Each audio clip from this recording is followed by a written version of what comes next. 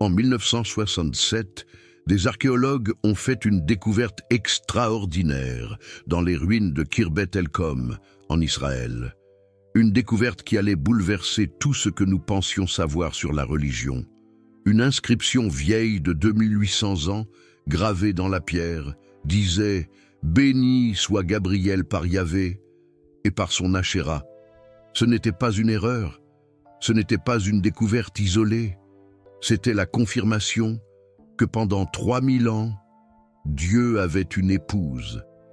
Et le Vatican a passé 2 millénaires à effacer chaque trace de son existence dans l'histoire.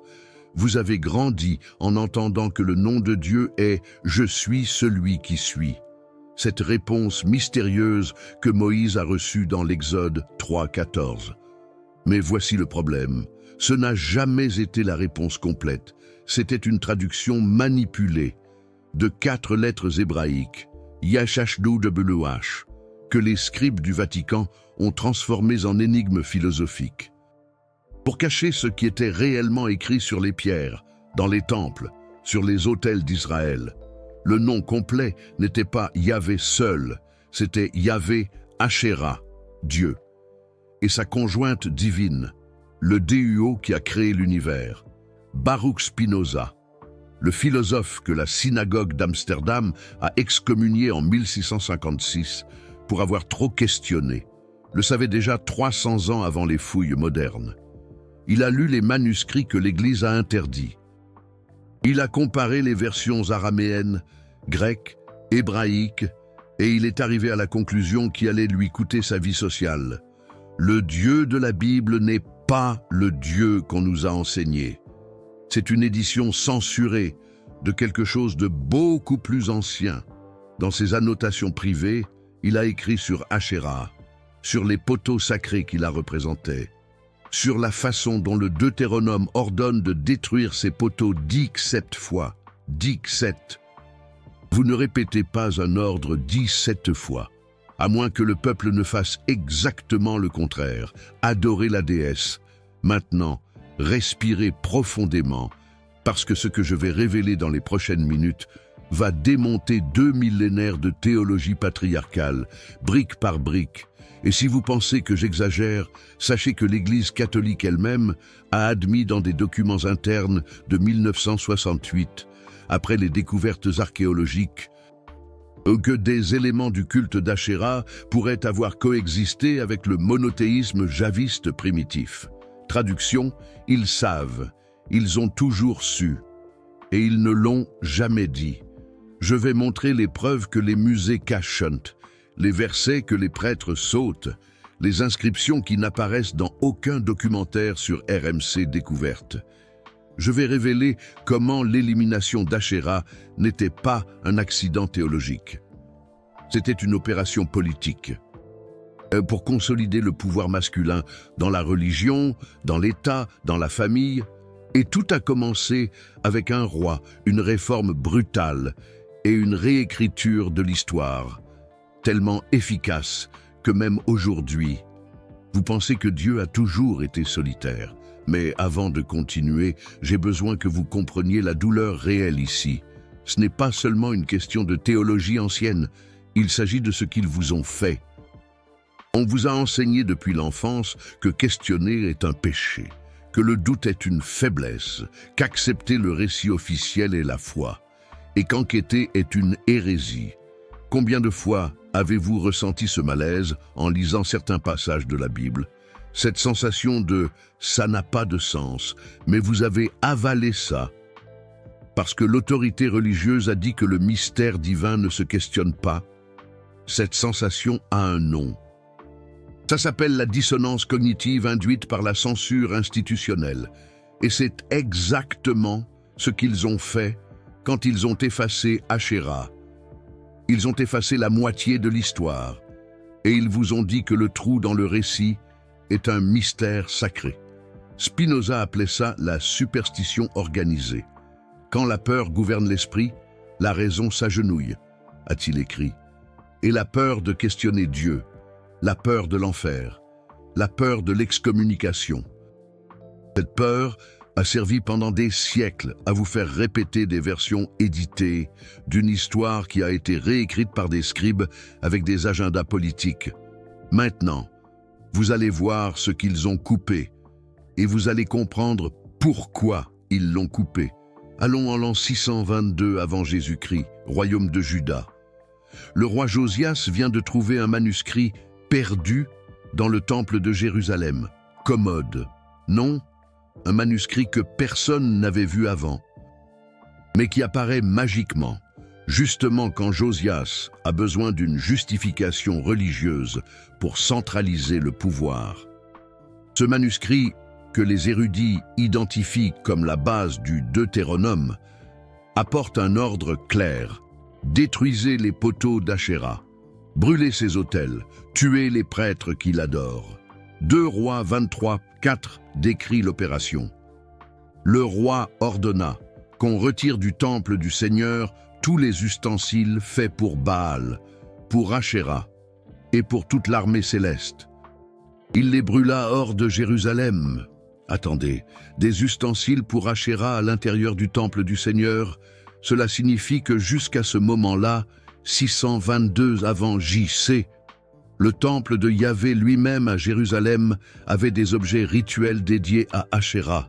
Elle n'était pas une ennemie, elle était une partenaire. Elle était littéralement dans la maison de Dieu, parce qu'elle était l'épouse de Dieu. Mais Josias avait un problème. Il voulait centraliser le culte à Jérusalem. Éliminer la concurrence des autres temples, consolider le contrôle politico-religieux. Et Achéra représentait la décentralisation. Elle était adorée dans les bosquets, dans les maisons, sur les autels domestiques. Des femmes tissaient des voiles pour elle. 2 Rois 23, 7 l'admet. Le culte d'Achéra était populaire, féminin, distribué, impossible à contrôler. Alors Josias a fait ce que tout autoritaire fait. Il a éliminé la concurrence. Et il a réécrit l'histoire comme si la concurrence n'avait jamais existé. Et voici le détail que l'archéologie moderne a exposé. Cette inscription de Khirbet el-Kom que j'ai mentionnée au début, ce n'est pas la seule. En 1975, des fouilles à Kuntilet Ajrud, dans le désert du Sinaï, ont trouvé des jarres avec des inscriptions identiques. Je te bénis par Yahvé de Samarie et par son Achéra. Yahvé de Samarie. Autrement dit, il y avait des versions régionales de Yahvé. Chacune avec son Achéra local, ce n'est pas du monothéisme, c'est de l'énothéisme, la croyance en un Dieu principal, sans nier les autres dieux. Et la partenaire officielle de Yahvé était Achéra. William Dever, archéologue à l'Université de l'Arizona, a passé 40 ans à fouiller des sites israélites anciens. Sa conclusion ? La religion populaire de l'ancien Israël était polythéiste. Yahvé avait une épouse. Achéra, ce n'est pas une théorie. C'est un fait archéologique.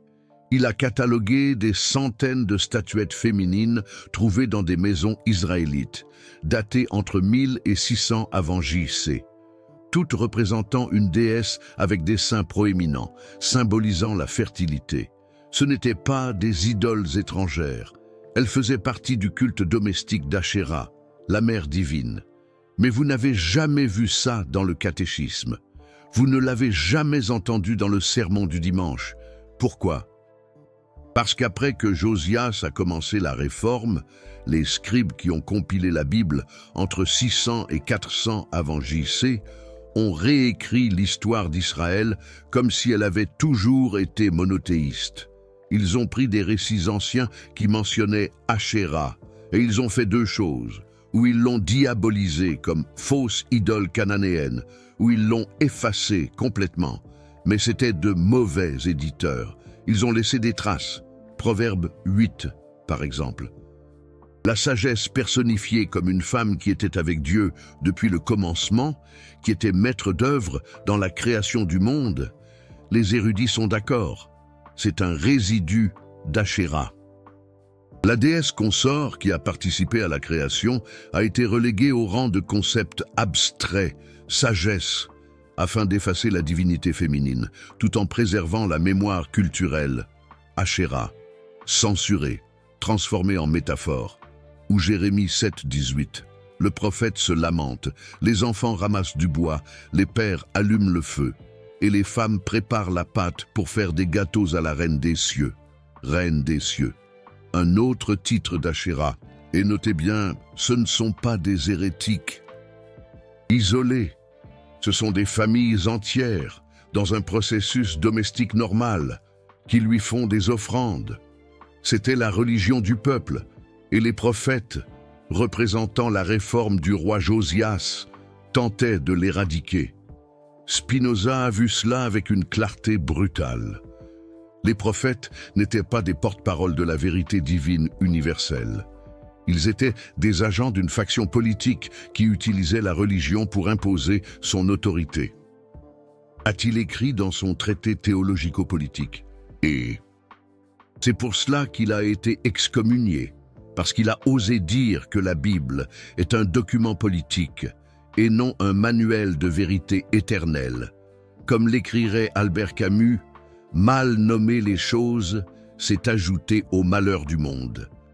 Mais calmez-vous, parce que la partie la plus importante arrive maintenant, et elle va changer la façon dont vous lisez chaque verset biblique. Soyez attentifs. Quand vous lisez « Je suis celui qui suis » dans Exode 3, 14, vous lisez une traduction en français, d'une traduction en grec, d'une interprétation en hébreu, de 4 consonnes sans voyelles, IHWH, mais en hébreu ancien, sans voyelles écrites. Vous ne savez pas comment prononcer. Yahweh, Jéhovah, Yahou, et les Juifs orthodoxes. Encore aujourd'hui, ne prononcent pas le nom. Ils disent Adonai, Seigneur, ou Hachem, le nom. Pourquoi? Parce qu'à un moment donné de l'histoire, prononcer le nom complet est devenu interdit, et les érudits soupçonnent que ce n'était pas seulement YHWH qui était interdit. C'était le nom composé, Yahweh Ashéra, qui révélait l'union divine. Raphaël Patai, anthropologue qui a écrit The Hebrew Goddess en 1967, documente que dans les textes ougaritiques, civilisation cananéenne voisine, d'Israël, la déesse Atirat est la consort du dieu El. Atirat en ougaritique est Ashéra en hébreu, et El est un autre nom pour Dieu utilisé dans la Genèse, Elohim, le pluriel majestueux qui apparaît dans « Faisons l'homme à notre image », Genèse 1,26. Notre, pluriel. Qui est le nôtre? Spinoza soutenait que c'était un résidu de polythéisme. Mais si vous considérez Ashéra, cela prend tout son sens. Faisons l'homme à notre image. Yahweh et Ashéra, masculin et féminin, créant. L'humanité à l'image du couple divin. Et cela explique Genèse 1,27. Dieu créa l'homme à son image. Il le créa à l'image de Dieu. Il créa l'homme et la femme. Image de Dieu, pluriel dans l'unité, reflété dans l'homme et la femme. Il ne s'agit pas de la Trinité, un concept inventé en 325 après J.C. Il s'agit du couple divin originel qui a été effacé de la théologie, mais qui est resté fossilisé dans le texte. 3 fouilles, 3 siècles de différence, toutes confirment Yahweh Ashéra. Mais les musées ne l'exposent pas en évidence. Les documentaires ne l'explorent pas, les églises ne l'enseignent pas. Pourquoi cette conspiration du silence? Parce qu'admettre Ashéra signifie admettre que la Bible n'est pas la parole inaltérée de Dieu. C'est une compilation éditée par des scribes avec un agenda. Cela signifie admettre que Dieu, tel qu'on nous l'a enseigné, solitaire, masculin, patriarcal, est une invention de la réforme politique du 7e siècle avant J.C. Cela signifie que 3000 ans de théologie ont été construits sur la censure. Et Spinoza a payé cher pour avoir dit cela. À 23 ans, il a été expulsé de la communauté juive avec une malédiction publique, qu'il soit maudit de jour et maudit de nuit, que personne ne s'approche de lui, que personne ne lise ses écrits. Pourquoi tant de haine? Parce qu'il a appliqué la raison au texte sacré. et a découvert des couches de manipulation. Il a montré que Moïse n'a pas écrit le Pentateuque, que les miracles ont des explications naturelles, que Dieu n'est pas une personne intervenante, mais la nature elle-même, la substance de tout, et que la religion organisée est, fréquemment, un instrument de contrôle politique déguisé en vérité divine. Mais il n'a jamais arrêté. Il vivait de polir des lentilles, à refuser des postes académiques pour maintenir son indépendance intellectuelle, et écrivait la nuit, à la lumière des bougies, les vérités que personne ne voulait entendre. Parmi elles, ceci, la superstition. Se conserve et s'alimente de la peur. Peur de questionner, peur de chercher, peur de découvrir qu'on vous a menti. Et on vous a menti sur Asherah. Maintenant, vous vous demandez peut-être s'il y avait des preuves, des inscriptions, des statuettes. Pourquoi a-t-il fallu attendre 1967 pour que le monde le sache? Simple, parce que pendant des siècles, l'archéologie biblique était faite par des prêtres, des rabbins, des missionnaires, avec un intérêt à confirmer la Bible, et non à la questionner. Quand ils trouvaient quelque chose qui contredisait le récit officiel, soit ils l'ignoraient, soit ils le réinterprétaient, soit ils le cachaient. C'est seulement quand l'archéologie s'est professionnalisée qu'elle est devenue une science séculière, que la vérité a commencé à émerger, et même ainsi, elle fait face à de la résistance, des livres comme celui de Dever, Did God Have a Wife? Sont attaqués par les fondamentalistes, ignorés par les programmes religieux, absents des librairies évangéliques, un peu comme le débat autour de la laïcité à la française. L'opération de censure continue, maintenant pas avec des bûchers, avec le silence institutionnel, avec l'omission curriculaire, avec des narrations sélectives qui préservent le pouvoir de ceux qui contrôlent l'interprétation. Mais les pierres parlent, et elles disent « Yahweh Asherah, Dieu avait une épouse, pendant 3000 ans », jusqu'à ce que des hommes ayant peur de perdre le contrôle décident que la présence féminine dans le divin menaçait l'ordre qu'ils voulaient imposer. Je vais vous montrer maintenant la troisième preuve, la plus perturbante, parce qu'elle vient de l'intérieur de la Bible elle-même. Un verset qui a survécu à la censure et qui expose tout. 1 Roi 15, 13.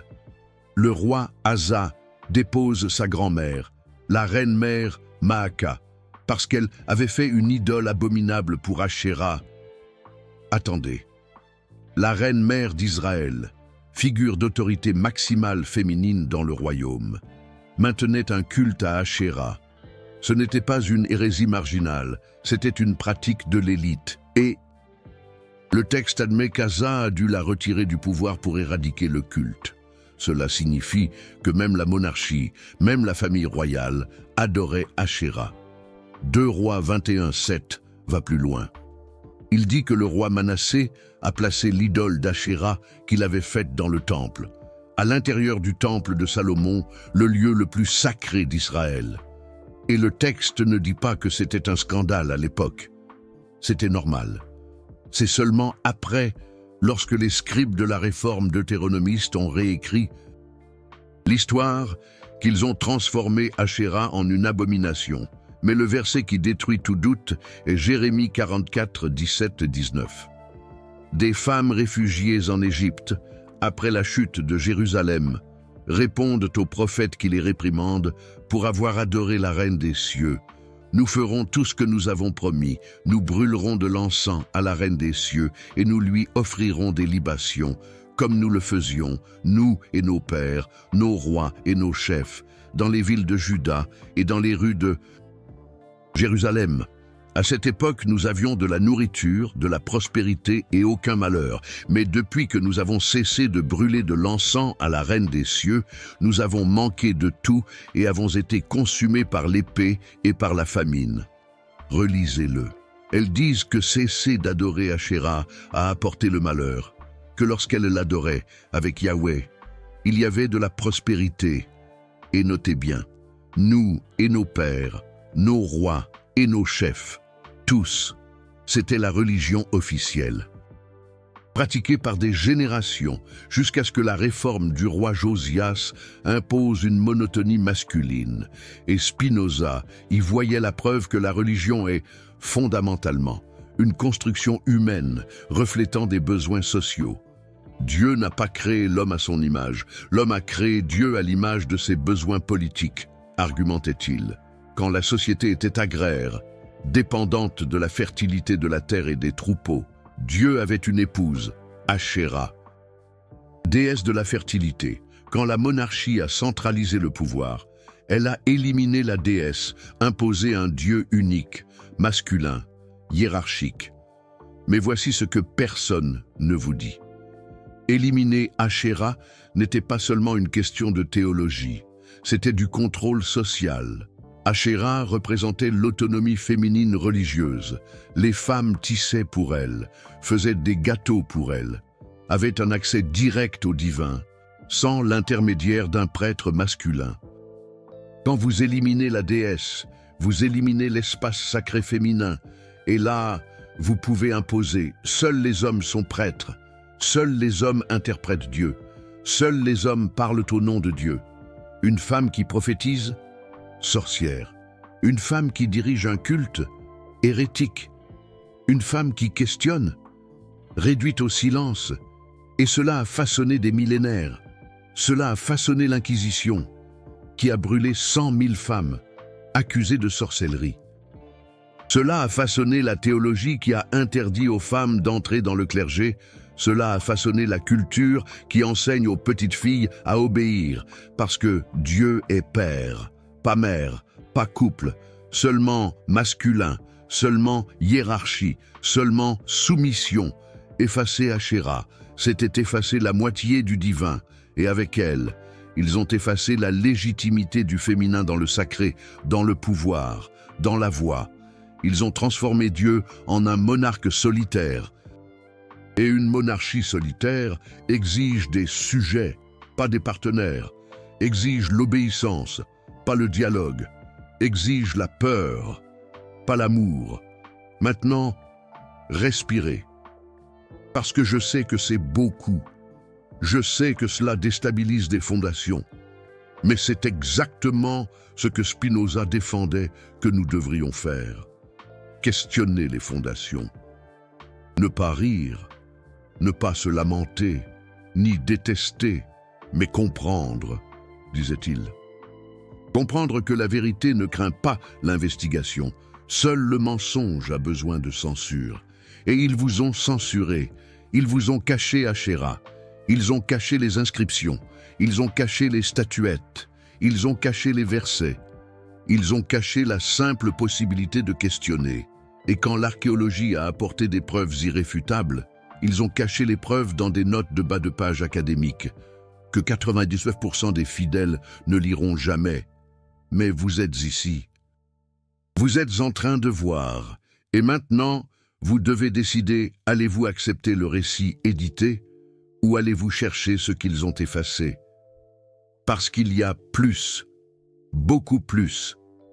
Et la prochaine couche est encore plus profonde.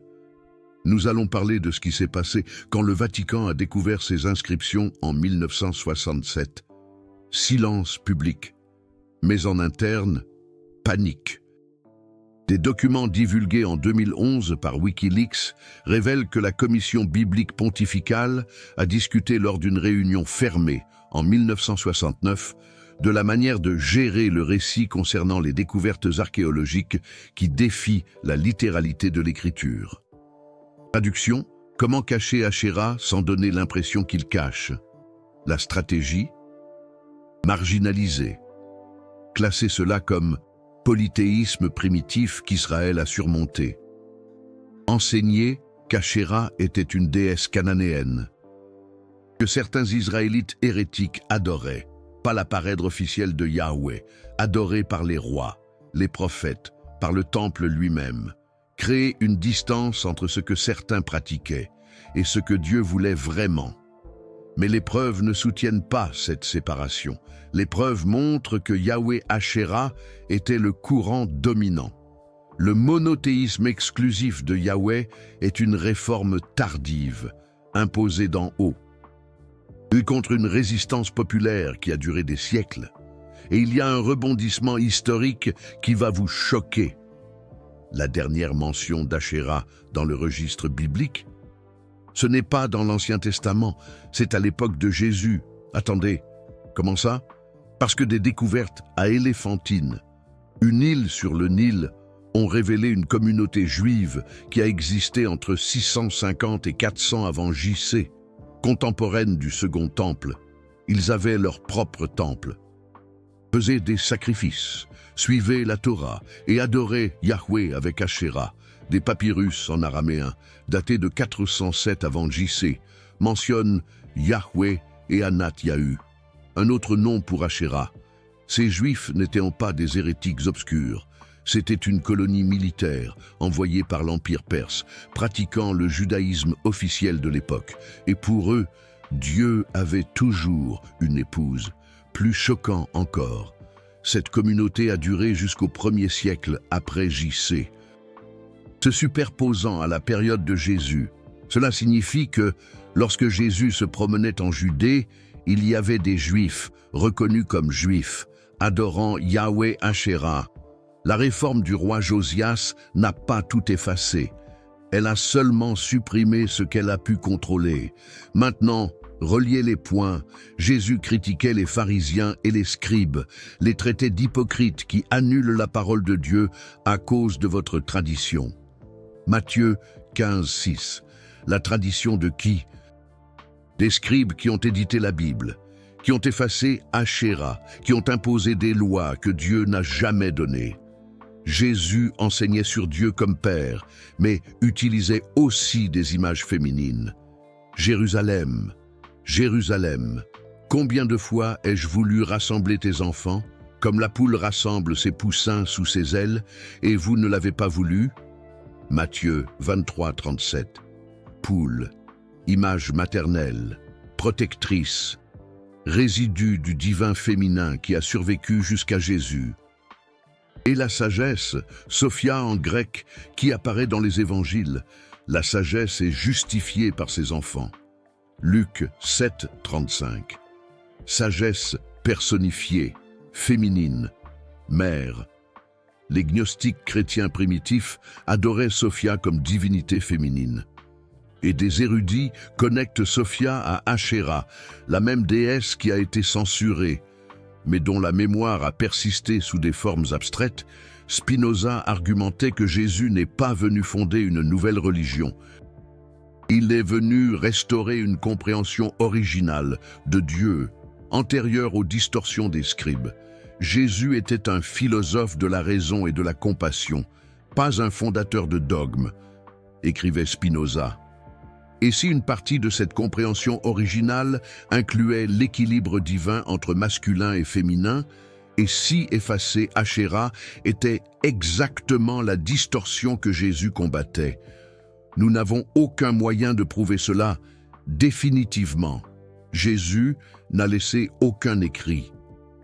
Mais nous savons que Paul, celui qui a réellement structuré le christianisme institutionnel, a établi une hiérarchie patriarcale rigide, que la femme apprenne en silence, avec toute soumission. Je ne permets pas à la femme d'enseigner ni d'avoir autorité sur l'homme. 1 Timothée 2, 11, 12. C'est Paul, pas Jésus. Et Paul consolidait le pouvoir ecclésiastique masculin, continuant exactement ce que le roi Josias avait commencé. Éliminer l'espace sacré féminin. Et cela a fonctionné. Pendant 2000 ans, jusqu'à ce que l'archéologie déterre ce qu'ils ont essayé d'effacer. Maintenant, vient la question que personne ne veut poser. S'ils ont menti sur Ashéra, sur quoi d'autres ont-ils menti? S'ils ont édité Dieu pour consolider le pouvoir, quelles autres éditions ont-ils faites? L'enfer éternel. Ce n'était pas dans le judaïsme originel. Le Sheol était seulement une sépulture, pas un lieu de tourment. Le concept d'enfer vient du zoroastrisme perse, importé après l'exil de Babylone. La Trinité, voté lors d'un concile en 325 après J.C., pas révélé par Dieu. Le salut exclusif par Jésus, Paul l'a inventé. Jésus enseignait que le royaume de Dieu est au-dedans de vous. Luc 17, 21. Couche après couche, lorsque vous appliquez la méthode de Spinoza, la raison critique, investiguant les textes sans peur de l'autorité, vous découvrez que presque tout ce qu'on vous a enseigné a été filtré par des hommes avec des agendas bien précis. Et cet agenda, c'était le pouvoir. Le pouvoir sur ce que vous croyez, sur la manière dont vous vous comportez, sur combien vous donnez, sur qui vous obéissez. Toutes les choses excellentes sont aussi difficiles que rares. Écrivait Spinoza, la vérité est rare parce qu'elle est difficile. Elle exige le courage de regarder les preuves. Même quand elles détruisent le confort, elle exige l'humilité d'admettre que l'on vous a trompé. Elle exige la force de reconstruire votre compréhension de Dieu, sans les béquilles que la religion organisée offre. Mais quand vous faites cela, quand vous cherchez la vérité au-dessus de la tradition, quelque chose d'extraordinaire se produit.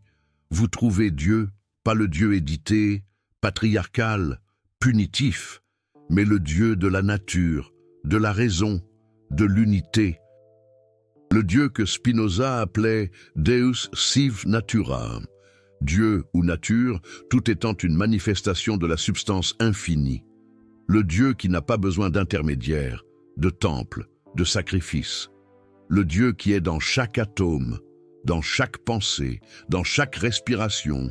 Et ce Dieu, le Dieu réel, n'a jamais eu peur du féminin, parce que ce Dieu est tout, masculin et féminin, transcendant et immanent, créateur et création, Yahvé et Ashéra, unité. Vous venez de passer une demi-heure à voir des preuves que l'Église a cachées pendant des millénaires, des inscriptions dans la pierre, des manuscrits censurés, des versets bibliques qui ont survécu à l'édition, et la connexion entre effacer la déesse et consolider le contrôle patriarcal qui a façonné la civilisation occidentale. Cette information coûte cher, pas en argent, mais en risque. Le risque d'être attaqué par des fondamentalistes. Le risque de perdre des vues parce que l'algorithme favorise le contenu réconfortant, pas révélateur. Le risque d'être démonétisé parce que la vérité offense les sponsors. Mais cela doit être dit, Ashéra doit être connu, pas pour créer une nouvelle religion, mais pour vous libérer de la religion qu'ils ont utilisée pour vous contrôler.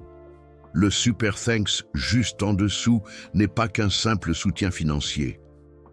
C'est vous qui dites « Je n'accepterai plus de narration prête sans investiguer ». C'est vous qui devenez partie de ceux qui choisissent l'évidence au-dessus du dogme, la raison au-dessus de la peur, la vérité au-dessus du confort. Quand vous cliquez sur ce cœur, vous financez plus de vidéos comme celle-ci, plus de vérité censurée, plus de Spinoza appliqué aux mensonges sacrés, et vous devenez l'allié de ceux qui, comme Spinoza, préfèrent de l'exil avec la vérité à l'appartenance avec le mensonge. Maintenant, voyons ce que cela signifie pour vous, aujourd'hui, dans la pratique. Parce que savoir à propos d'Ashéra n'est pas qu'une simple curiosité historique. C'est un outil de libération. Première transformation, vous arrêtez d'avoir peur de questionner. Quand vous découvrez que « Je suis celui qui je suis » a été édité, que Dieu a eu une épouse pendant des millénaires, que la Bible a été compilée par des scribes avec des agendas, vous réalisez que questionner n'est pas un péché, c'est un devoir. Spinoza enseignait « L'homme libre ne pense à rien moins qu'à la mort, et sa sagesse n'est pas une méditation sur la mort, mais sur la vie. Arrêtez de vivre avec la peur d'un enfer qui a été inventé. Commencez à vivre en cherchant la vérité qui libère. » Deuxième transformation, vous restaurez l'équilibre. Si Dieu est masculin et féminin, alors le divin en vous l'est aussi. Peu importe votre genre biologique, raison et compassion, force et tendresse, justice et miséricorde. Effacer Asherah a créé un déséquilibre qui a généré des siècles de violence, d'oppression, de guerre sainte. Restaurer la conscience d'elle, même symboliquement, restaure l'équilibre interne. Vous arrêtez de réprimer la moitié de votre nature parce que la religion a dit que cette moitié est faiblesse. Troisième transformation. Vous reconnaissez la manipulation. Maintenant, chaque fois qu'une autorité religieuse dira « c'est un mystère de Dieu », vous allez demander « est-ce un mystère ou est-ce de la censure ?» Chaque fois qu'ils diront « ne questionnez pas », vous allez investiguer ce qu'ils cachent. Chaque fois qu'ils utiliseront la peur pour contrôler votre comportement, vous allez appliquer la raison pour dissoudre la peur. Vous devenez immunisé à la superstition organisée parce que vous avez vu comment elle fonctionne. Vous avez vu l'opération. Vous avez vu les coulisses. Quatrième transformation.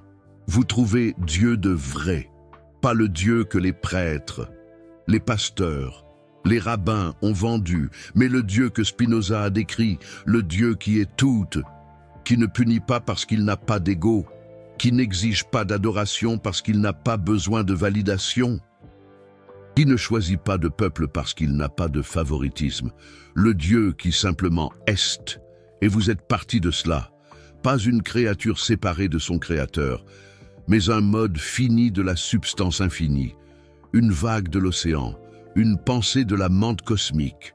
Et quand vous atteignez cela, tout change. Vous n'avez plus besoin de salut parce que vous n'avez jamais été perdu. Vous n'avez plus besoin de rédemption parce que vous n'avez jamais été coupable. Vous n'avez plus besoin d'intermédiaire parce que la connexion est directe. Elle l'a toujours été. Elle le sera toujours. C'est ce que l'effacement d'Asherah vous a volé.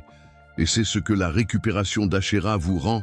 Spinoza est mort à 44 ans, seul, pauvre, excommunié, mais libre, libre du dogme, libre de la peur, libre du mensonge. Et ses dernières paroles, selon des témoins, ont été « La liberté et la compréhension de la nécessité ». Il a compris. Il a compris que tout ce qui s'est passé, y compris la censure d'Asherah, était nécessaire dans la logique du pouvoir humain. Mais que comprendre cela vous libère de répéter l'erreur. Vous n'avez pas besoin d'adorer Asherah. Vous n'avez pas besoin de créer un autel. Vous n'avez pas besoin d'un nouveau rituel. Vous avez juste besoin de savoir. Savoir qu'on vous a menti.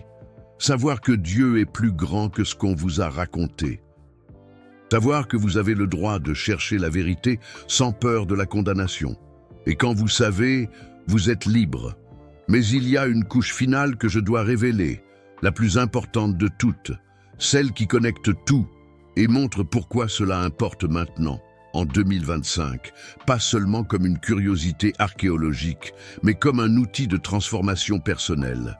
Quand le roi Josias a éliminé Asherah en 622 avant JAC, il ne faisait pas que changer la théologie, il restructurait la psychologie collective. Réfléchissez bien. Pendant 3000 ans, depuis qu'Abraham a migré d'Ur jusqu'à la réforme de Josias, les gens vivaient dans un monde où le divin avait une polarité. Dieu le Père, déesse la Mère, ciel et terre, transcendance et immanence, justice et compassion, raison et émotion, les deux sacrés, les deux nécessaires, les deux honorés.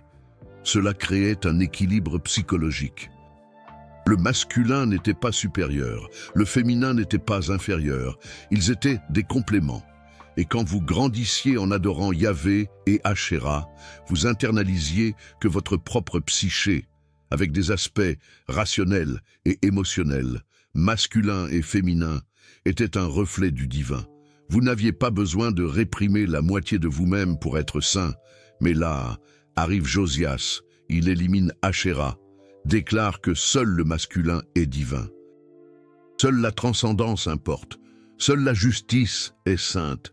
Et soudain, la moitié de l'expérience humaine, l'immanence, l'émotion, le féminin, le terrestre, tout cela devient profane, inférieur, dangereux.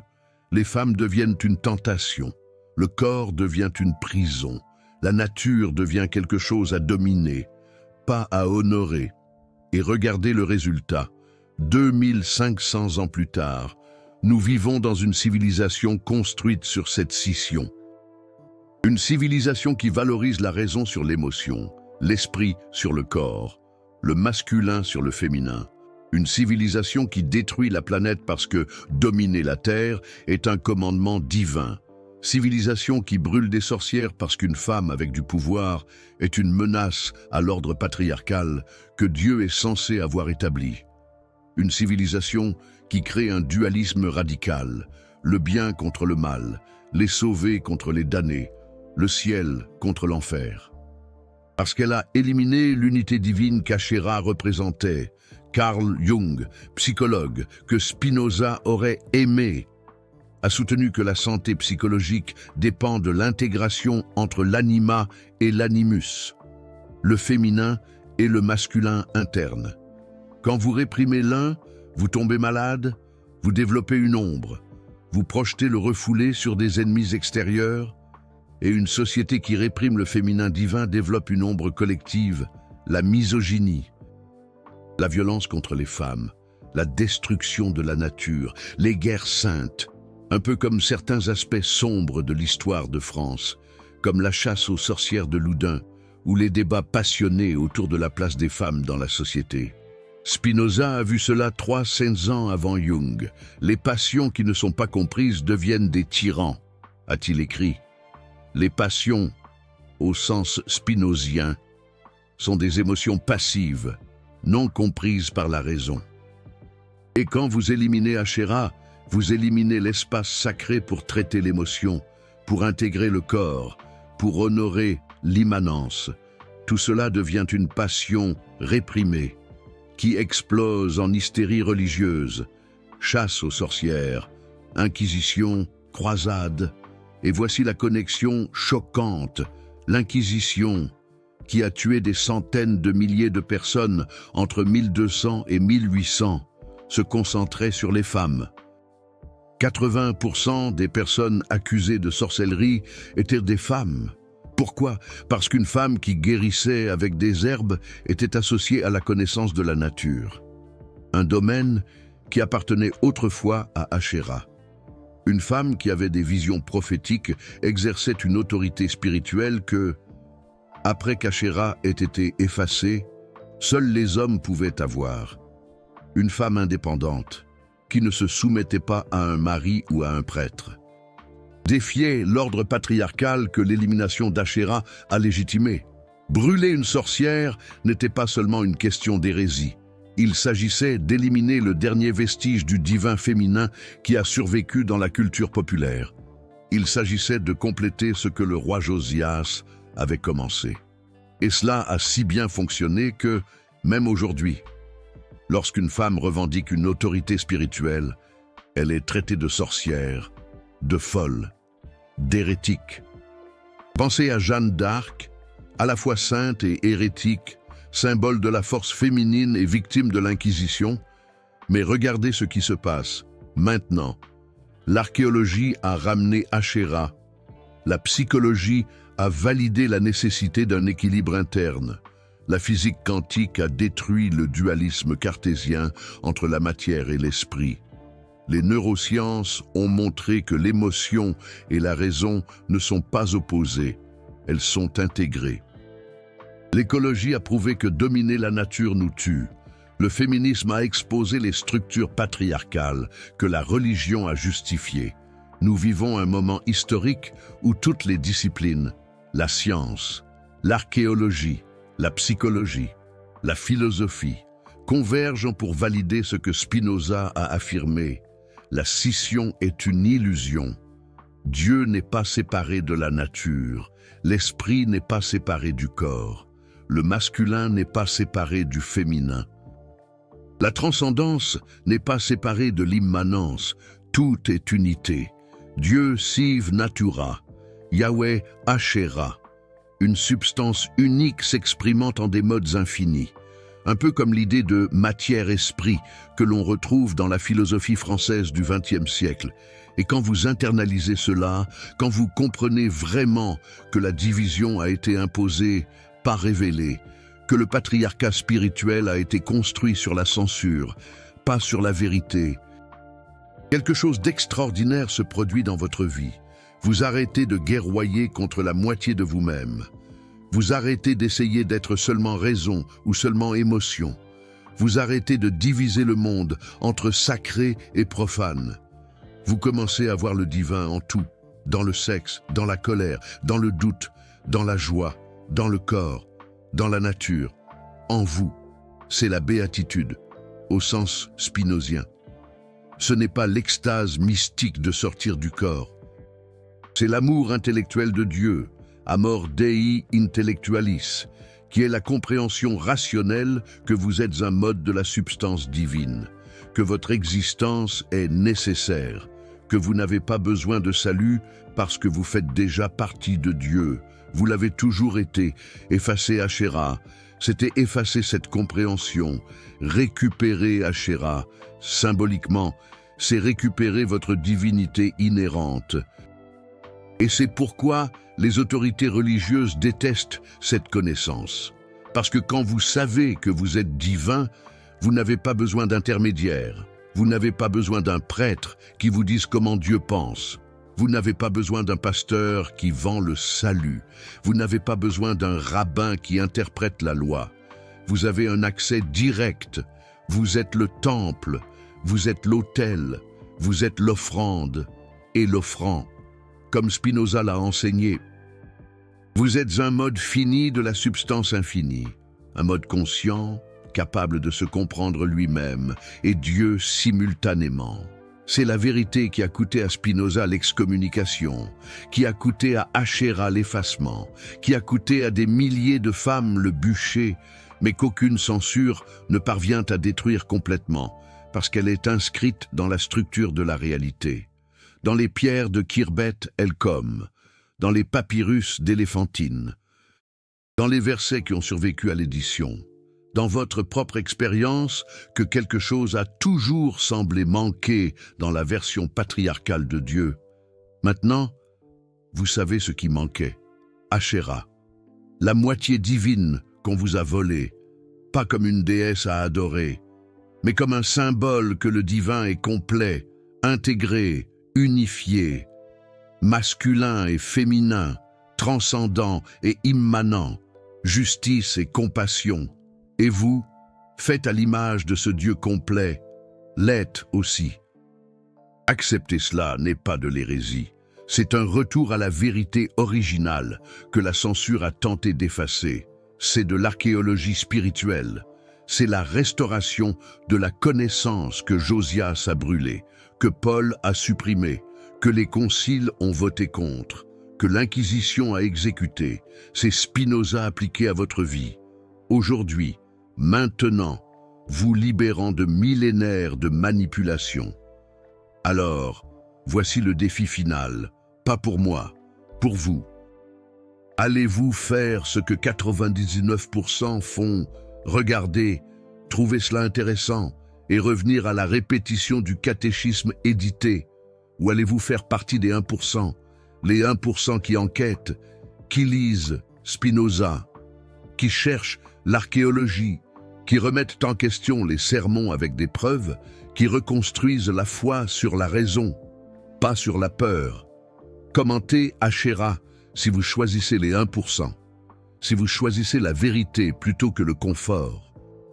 Si vous avez compris qu'ils ont effacé la moitié du divin et que vous n'accepterez plus les versions mutilées de Dieu, je veux voir combien d'entre vous sont assez courageux pour admettre que tout ce qu'on vous a appris pourrait être faux, et que cela ne vous effraie pas, cela vous libère.